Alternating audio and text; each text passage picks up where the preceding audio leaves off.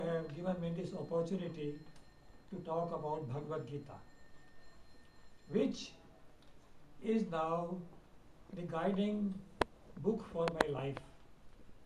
And I have studied Bhagavad Gita for more than 75 years from my childhood. And I have taught Bhagavad Gita for several of the last 25 years. Because by teaching, you can understand what are the most important points. And in fact, the subject is so vast that it will be a good idea that I speak for about half an hour or so, and then you may like to tell me what particular questions you have, what particular aspects I should emphasize. Now, Bhagavad Gita, of course, is a part of Mahabharata. So that means it is something like 3,000 years old. But commentaries on it that exist today are from the 8th century, Shankaracharya onwards. So before we come to the commentaries, let us go for a couple of minutes to the original Mahabharata version of the Bhagavad Gita. Now, Bhagavad Gita is a dialogue between Arjuna and Krishna. Arjuna is confused what to do, and he asks advice about that. But Bhagavad Gita was also narrated by Sanjay to Dhritarashtra. Dhritarashtra wanted to know what is happening on the battlefield, and Sanjay, while describing the whole thing, narrated the whole Bhagavad Gita to him also. Now, Arjuna benefited from this narration. He acted according to the Gita. But Dhritarashtra, no effect at all. So this means that it is not enough to listen to the Gita, because like Dhritarashtra, we may hear it but make no use of it. So that is a very important point, because many people think that Bhagavad Gita is a book to be worshipped, just as we go to the temple and we pray to God. Similarly, we sing the arti of Gita and feel satisfied.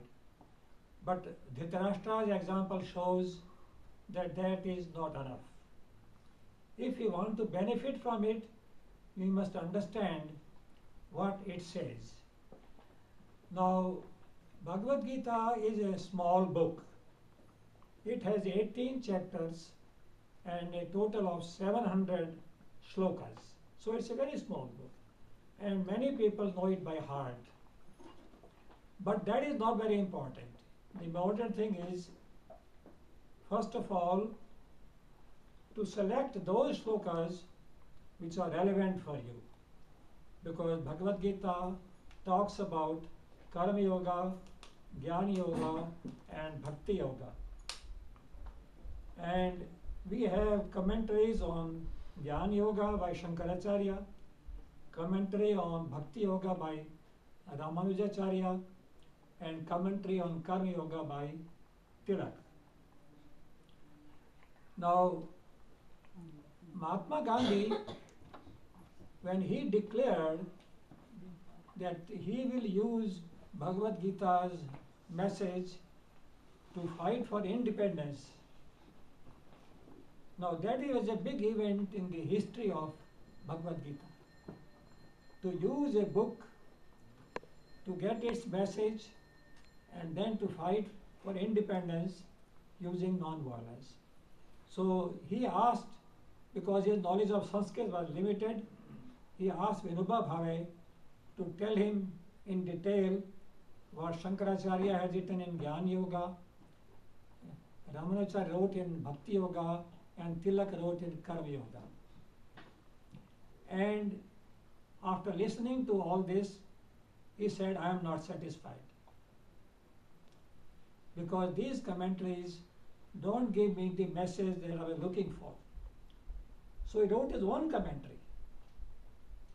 And he said, that I have been practicing the Gita for 40 years, and therefore I think I have a right to find my own message from the Bhagavad Gita. Now other scholars did not agree, but Mahatma Gandhi said, no, there is a message of non-violence in Bhagavad Gita, ahimsa. And he used it to fight the war of independence. Now when I retired from the United Nations in 1986, that means 25 years ago, University of California, Berkeley, from where I had my PhD long ago, they offered me an honorary job of visiting scholar and said, we would like you to write books for us, and starting from Bhagavad Gita. Now I read all these commentaries. I read many more commentaries, Sri Aurobindo for example, and many commentaries which have appeared in Hindi language also. But I found that there was something lacking. You see, in 1897,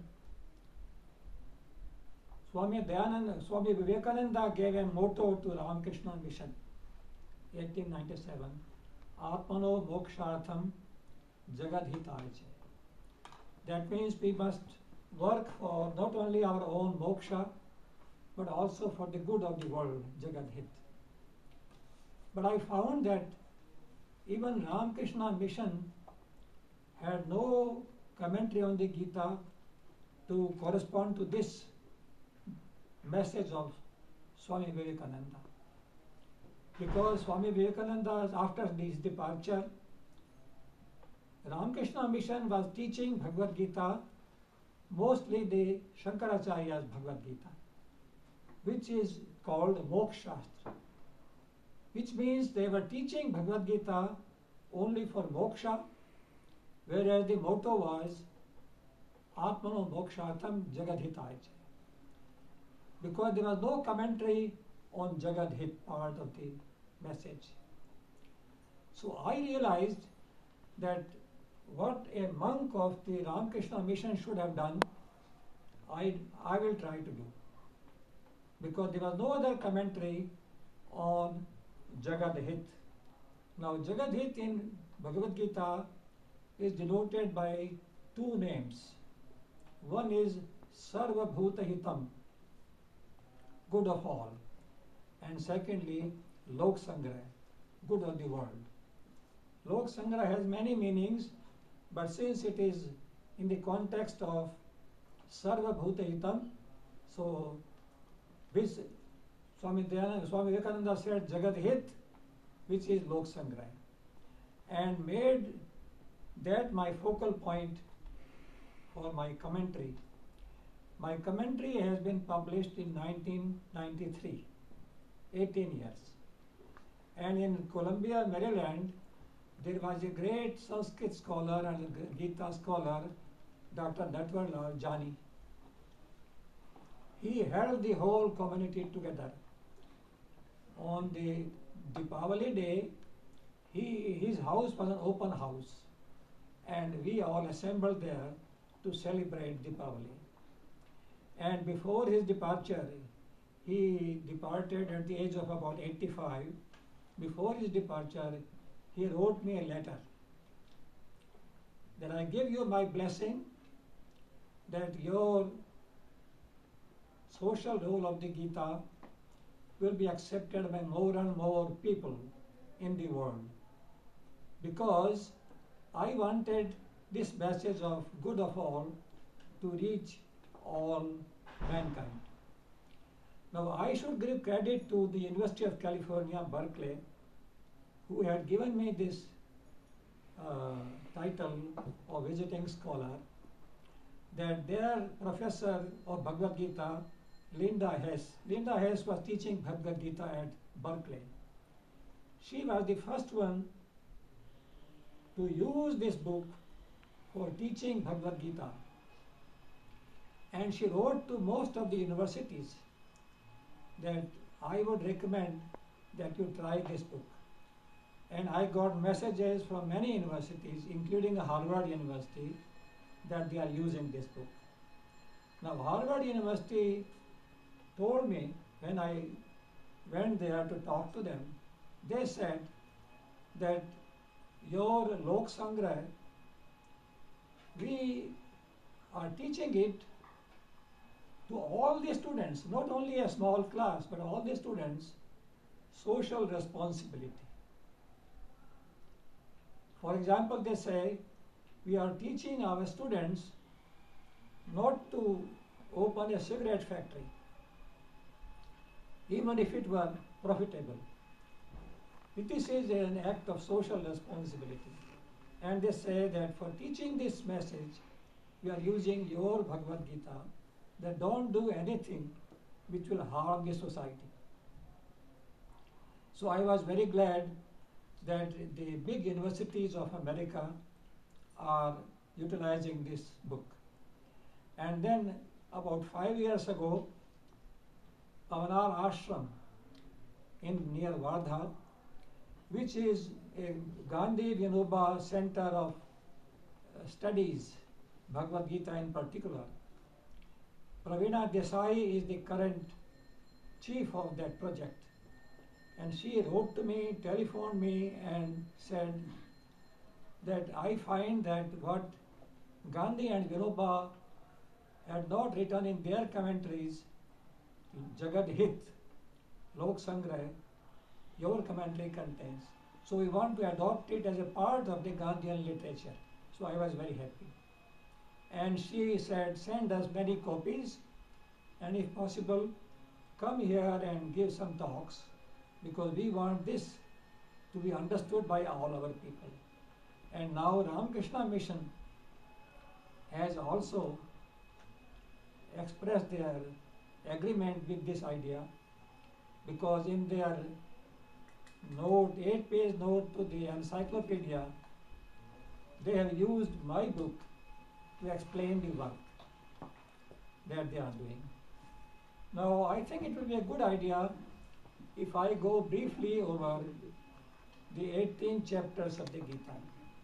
Although, time is very short. No, you continue. But I will just have a glance through it. Chapter 1. He is saying that you continue. You continue, sir. Please continue.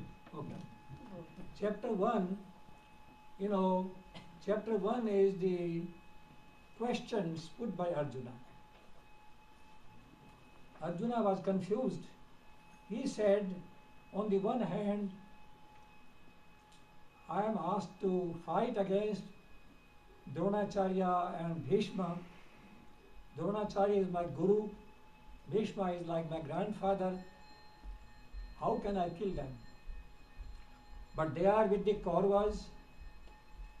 That means they are on the evil part of the battle. So, on the other hand, if I don't fight, then Duryodhana will win this battle. And Duryodhana is a tyrant. All the people of the country will suffer. That means Jagad Hit will not be obtained if Duryodhana wins this battle. But that means there was a choice between personal liking. He did not want to kill his seniors, and social responsibility. The responsibility to have a good ruler like Yudhishthira be the victorious, rather than a bad ruler like Duryodhana win the battle. And the 17 chapters are a reply and explanation to Arjuna by Krishna. The essence of that is that social responsibility comes first. And social responsibility becomes your duty. And in chapter 2, this is what he said, Karmanya vadhikaraste. Karma means duty. Do your duty. Even if it has some, undesirable consequences, you can't avoid it. So this message is repeated in all the remaining chapters. For example, chapter 3 has the word Lok Sangrah, and it also has another important message of social responsibility, which is my favorite. Tair dattan apradayabhyo yo bhumte stena evasa. That every human being is indebted to society. The society has brought him up. Society includes his parents, of course, his or her parents. So the society gave him or her education, they maintained health, and by the time he or she grows up, becomes capable, it is all due to the social contribution. So this shloka says that you should regard your relationship to the society that you are indebted to it forever. And if you do not return a part of the debt, you can never return it completely. But unless you return a part of it, then you are a thief. Stain. So this was a message. That means we have taken from the society all the benefits and did not return anything, then you are a thief. This is in chapter 3. And of course, Lok Sangrah is in chapter 3 also. Chapter 4, Swami Vivekananda quoted from chapter 4 when he came to Chicago for the World Parliament of Religions. So that shloka, I think, is really worth knowing what it was. Ye yatha mam prapadyante tans tathaiva bhajamyam. Because here the different religious leaders were telling people, follow us, become converted to our religion. Otherwise God will not listen to your prayers. This was the message they were giving. But Vivekananda said no. Bhagavad Gita says, let everyone pray to God the way that one likes. There should be no compulsion. And God has said in the this is what he said. God has said in the Bhagavad Gita that whatever way people worship me, if their hearts are pure, if they are really devoted, it is not merely a formal worship, but if their hearts are pure, I accept all those prayers. So that's why, in Swami Vivekananda's, after Swami Vivekananda's talk, the whole audience realized that whereas the other leaders have come to promote their own religion, Swami Vivekananda is there to say, no, all religions should be respected, and let the followers of every religion tolerate each other, not only tolerate but respect each other, because Bhagavad Gita advises so. This is how we use this particular shloka.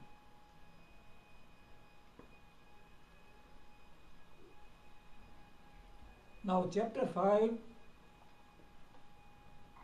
again is expressing a message of good of all by saying that we should have no discrimination. Vidya vinaya sampanne brahmane gavihastini shune chaiva shopakecha pandita samdarshina. Samdrishti. No discrimination is in chapter 5. And chapter 6, it's a wonderful chapter. Atmaupamyena sarvatra samam pashyati arjuna sukham va yadiva dukkham sayogi padmomata. Chapter 6 says, if you want to be happy, the only way is to make somebody else happy. If you are looking for happiness in some imaginary way, it will not work. But if you make somebody else happy, this will make you feel happy. So this was a message again of doing good to everybody, because that is the, in fact, this is the idea is that if you do good to others, automatically you will have your good also achieved. And this is what the assurance is given there, that if you want to be happy, make somebody else happy.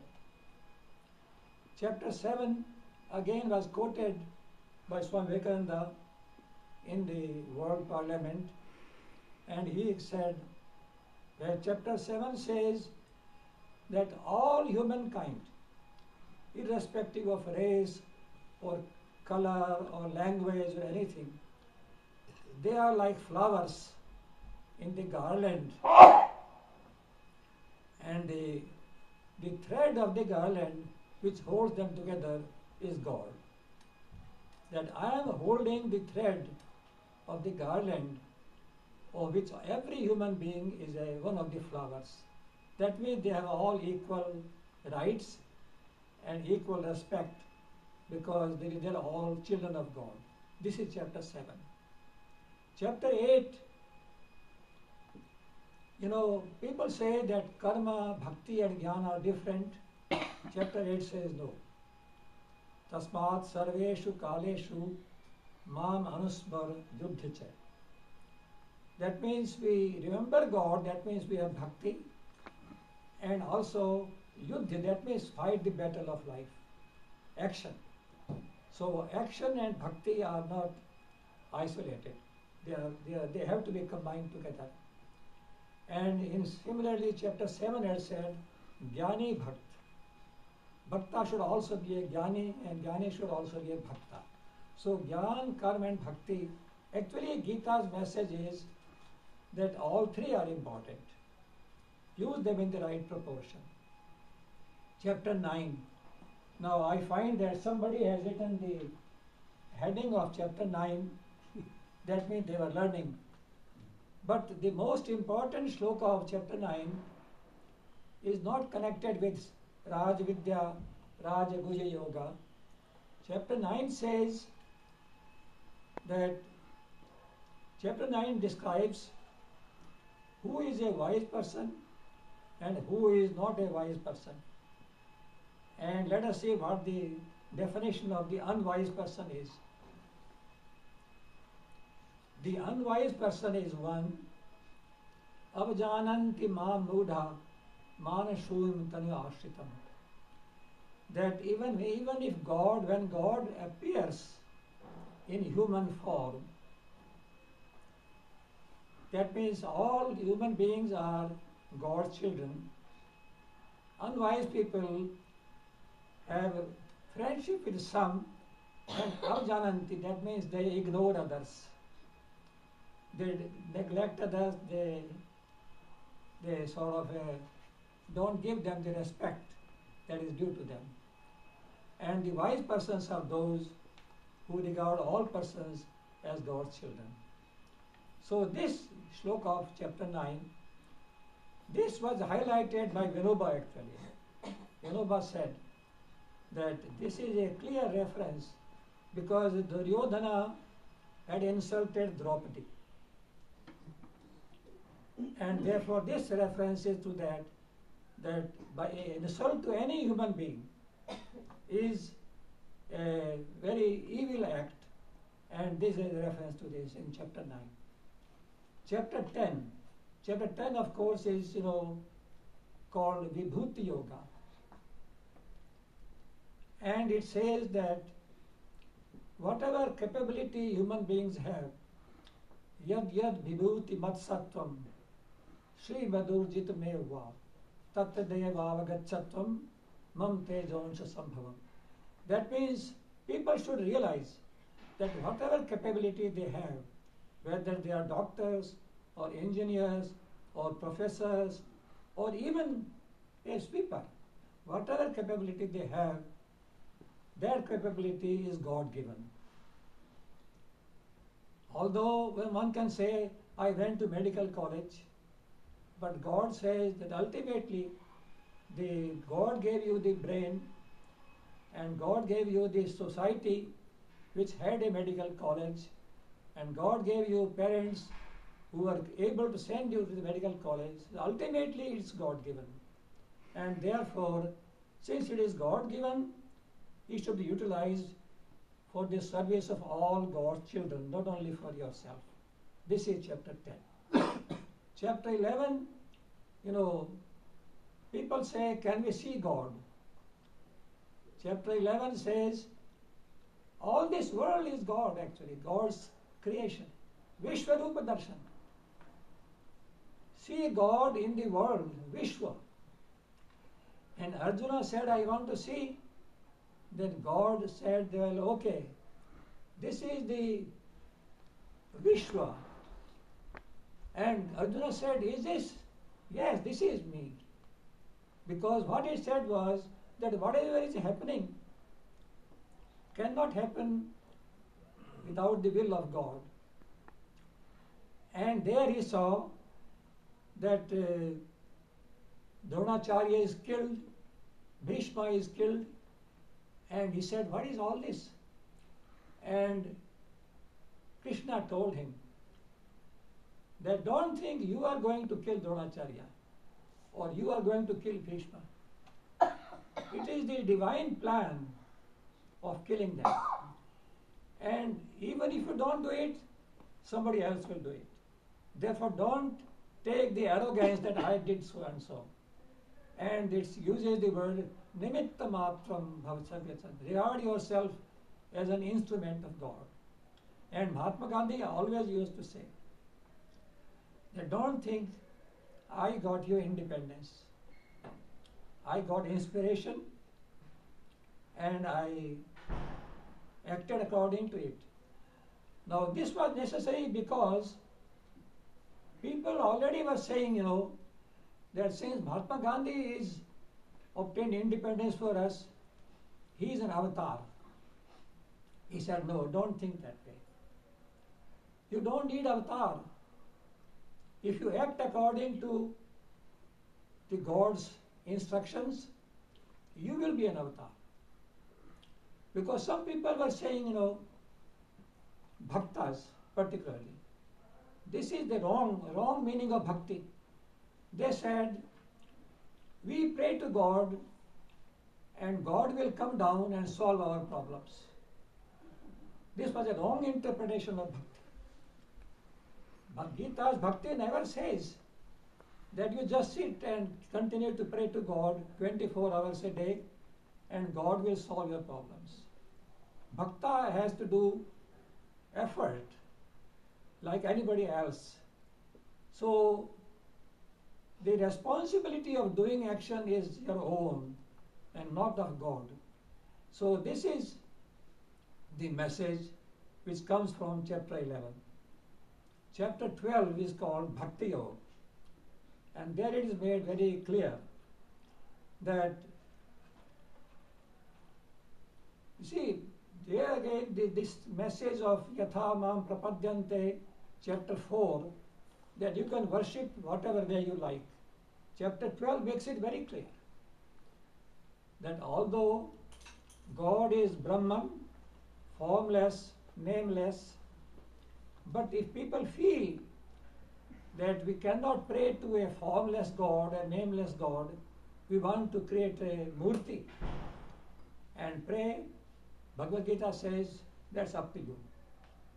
If you think you must have a murti to pray, fine. Because there was a movement against murti puja. Bhagavad Gita says, no, it's up to you. So long as you understand that this murti is a symbol of God, I am praying to God through the symbol of murti, that's fine.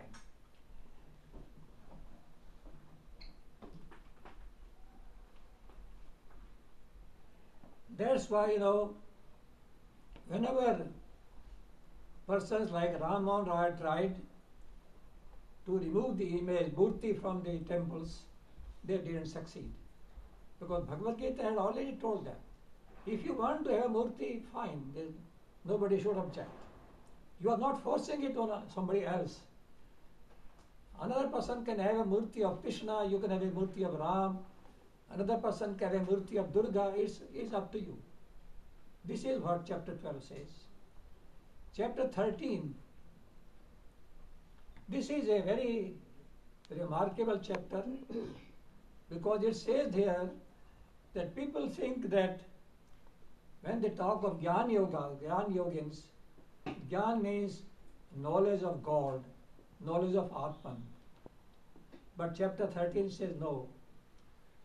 Kshetra Kshetra Gayor Jnanam. That means Kshetra is body, human body, the world. World is a Kshetra. Kshetra means field actually. The world is a field, Kshetra. Kshetragya is God. So Jagat and Ishwar, you should have knowledge of both.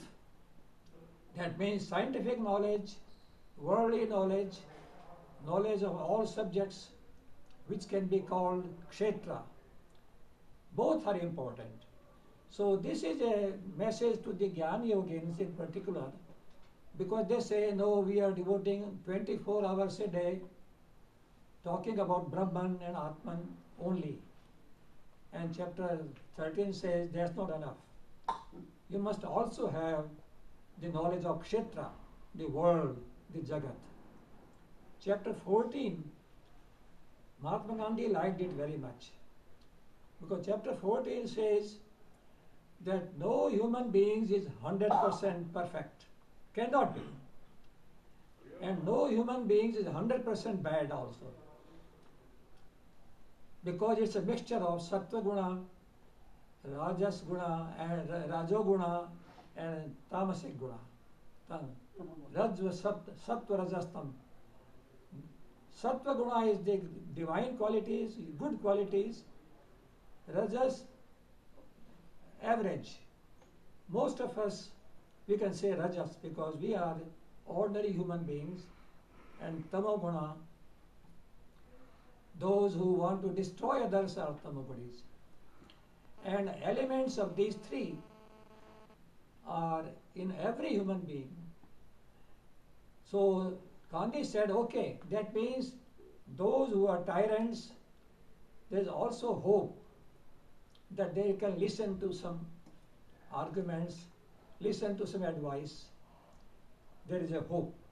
Because if it was hopeless that they will never change, then the method of ahimsa cannot work. So Mahatma Gandhi took a message from this chapter 14 that nobody is 100% bad, and there is a chance that even the evildoers can be persuaded to do something right.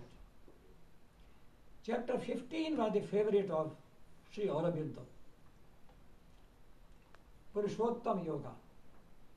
And chapter 15, Sri Aurobindo derived the message of Purna Yoga from this. And he said that first of all, rise up, become Purushottam, like God. But don't stay there. Come down and help everybody else to become Purushottama. This is the same as Bodhisattva idea of the Buddhism. That you become Bodhisattva, that means perfect, Purna Yogi as Sri Aurobindo calls them, but don't stay there, come down and help others also become Purna Yogis. Till when? And Buddha said, forever. That means you postpone your own liberation till everybody else becomes liberated. And Sri Aurobindo said that Lok Sangraha is my favorite ideal, but I will do Lok Sangraha partly when I am imperfect, but more after I become perfect. That means he was modifying the concept of Lok Sangraha till you become perfect. So Tilak had an argument with him. Tilak said, let people start joining the battle even though they are not perfect. And Aurobindo said, no, first of all, they should become perfect. Then Tilak said, we can't wait because they may not be perfect for a long time. And then, of course, Aurobindo left and he said, I have Adesh from God that I must find another way. And he went to Pondicherry. But they were colleagues.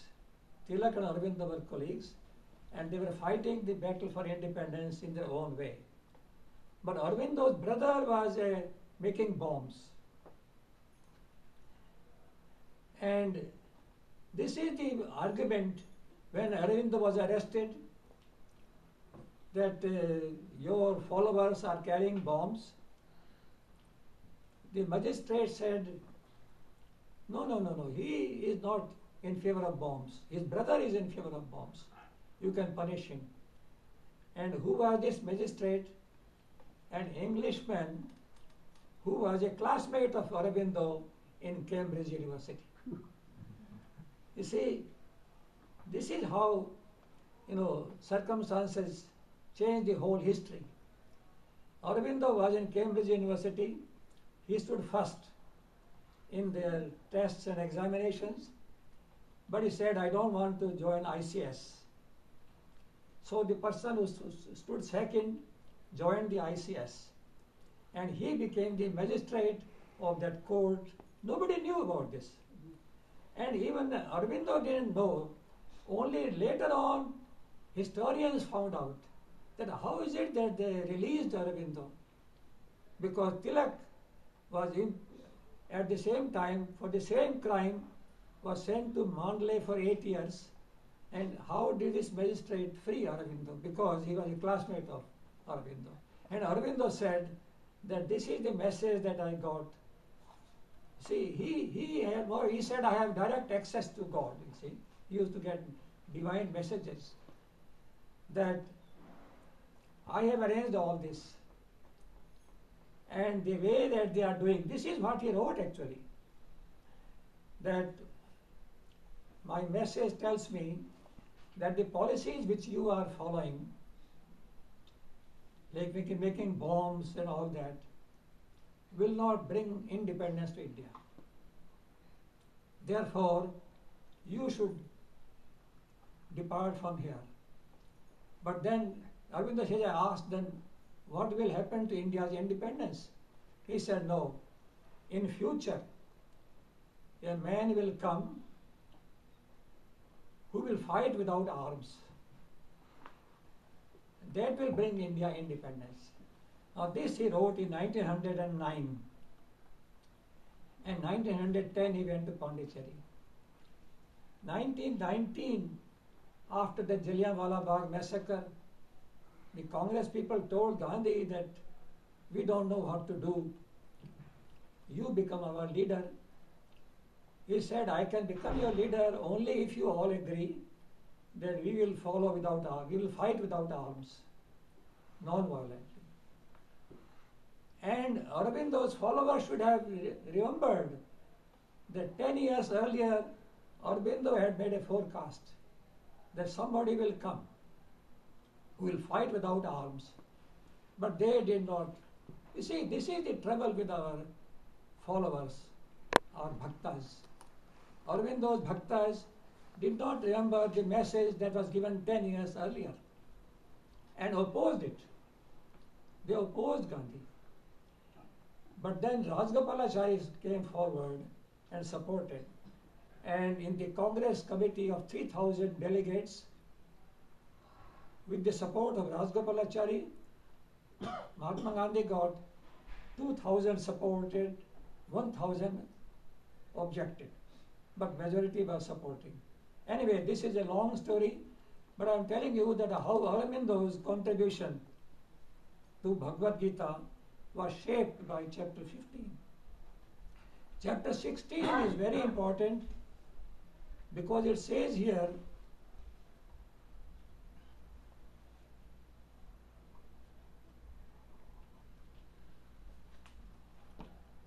that you should understand both good people and bad people. Just as in chapter 13 it said you should have knowledge of God as well as the world. Chapter 16 says you should have knowledge of the good people and bad people also. Because otherwise, how will you reform them?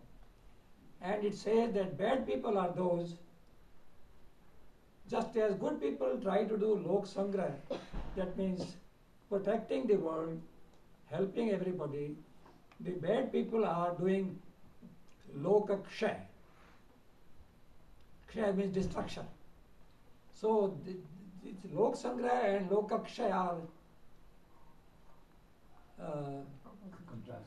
sort of a chapter 3 and chapter 16, they go together in a way. Because there lok sangrah is the function of the good people and lokakshay, destruction of the world, is the function of the bad people. So this confirms that lok sangrah is the message for good people, and therefore even though the word lok sangrah is not repeated in other chapters, but in a way by linking the opposite of that word lokakshay in chapter 16 with bad people, it is made clear. Chapter 17 is one of the most wonderful message, and specially meant for the orthodox people, the conservatives, the fundamentalists. Because chapter 17 says that whatever may be your work, your message, actually this is from an earlier chapter, Sa kale neha mehta yogo nashtah parantapa. That with the lapse of time, even good practices become irrelevant. Sa kale neha mehta yogo nashtah parantapa. That even good practices become partly irrelevant with the lapse of time. And therefore chapter 17 says, Desh Kal Patra. Time, place, circumstances and society.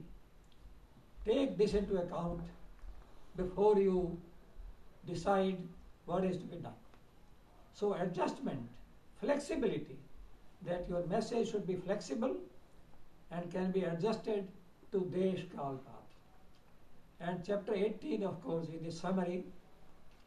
And the summary very clearly says in the last shloka of chapter 18, Yatra Yogeshwara Krishno, Yatra Partho Dhanurdhara, Tatra Shrir Vijayo Bhutir Dhruva Netir Matir Mama.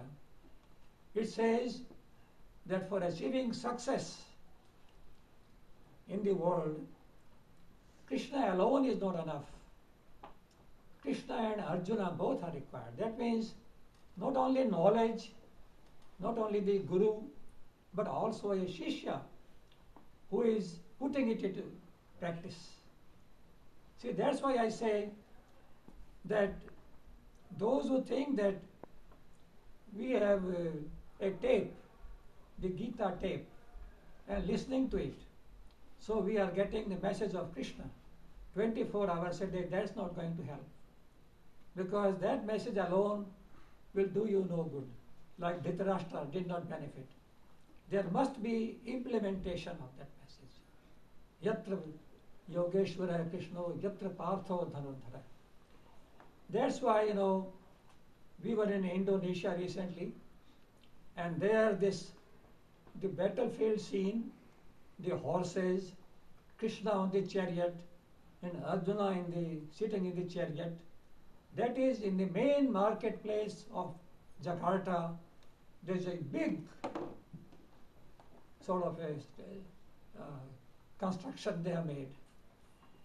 And there they say, I was talking to some of the persons there, they say that in our Mahabharata, we are told that Krishna and Arjuna we should worship both of them. Because in the Mahabharata of Indonesia, Arjuna is given as much importance as Krishna. Because Gita says that Guru alone is not enough. There must be implementation represented by Arjuna. Now these are, of course, just a very, very brief summary, because it's very difficult to summarize. And also, by picking up different shlokas, one can prove Jnana Yoga because it is there in the Gita. By picking up other shlokas, it can prove Bhakti Yoga. By picking up other shlokas, it is Jnana Yoga. So it requires one's judgment, what we shall we pick. And the 17th chapter already has said, Desh Kal Path. Pick according to the needs. Pick according to the needs of the time.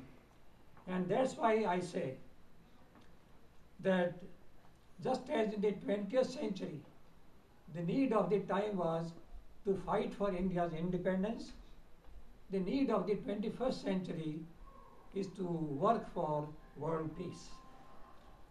Because this is the conclusion, although world peace is not mentioned there, but it is mentioned in the Mahabharata. Hello? That you cannot have peace unless there is peace in the world. Shanti Parva. That people say, I want peace. No, they say no. How can you have peace when people are being killed by other people? And in fact, there's a story in the Mahabharata, a dialogue between, just as the dialogue between Arjuna and Krishna, in Shanti Parva there's a dialogue between a father and son. Very interesting. It's more or less similar to the Bhagavad Gita. So, in fact, Shanti Parva is an expanded Bhagavad Gita. Expanded to 2 points. First of all, world peace, and secondly, Rashtra Raksha. And in fact, we can say that Rashtra Raksha was the need of India. They became slaves because they did not learn the Rashtra Raksha.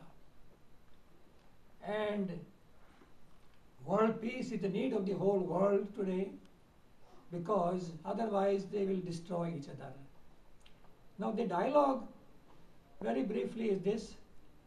A father who is a teacher,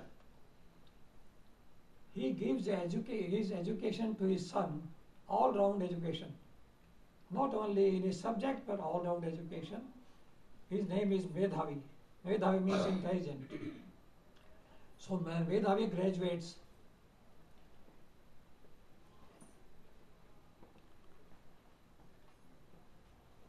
he asked his father, I am a graduate now, I want to do something good for the world, this is what I have learned, but please advise me how I should do it. And father says, no doubt about it, I am a teacher, my father was a teacher, my grandfather was a teacher, you also become a teacher. And that will be doing, because education is very important. So he asked his father, what are you teaching to the people? He says, I am telling them, live harmoniously. Then he says, are they living harmoniously? They said, no. Then what are you teaching? He said, well, I don't have to see what they learned. I taught them live harmoniously. He said, no. If I become a teacher, I will not be satisfied with half the work. I must also find out whether they have understood my lessons. He said, well, this I don't know. As a teacher, you cannot do that. And then he says that I will start a movement for world peace. And he says, what will be that movement?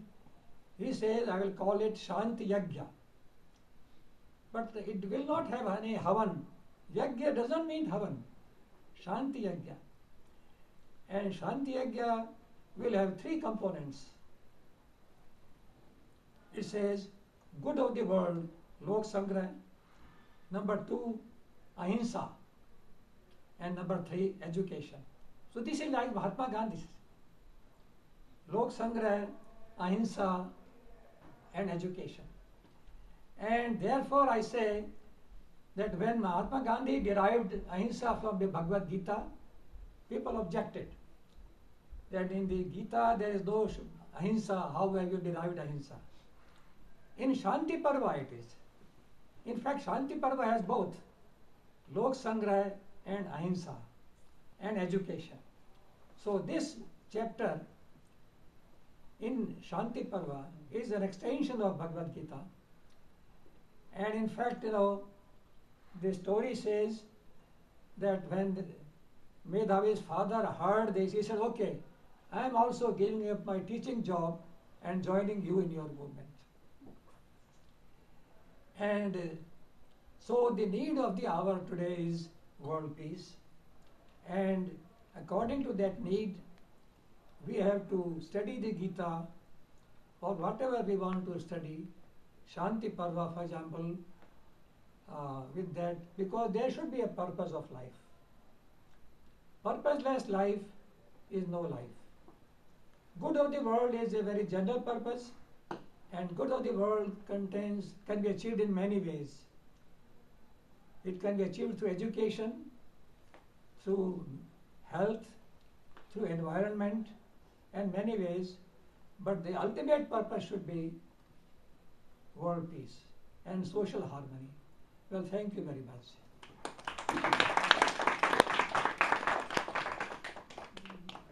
So we still have about 25 minutes. Yeah, any So questions?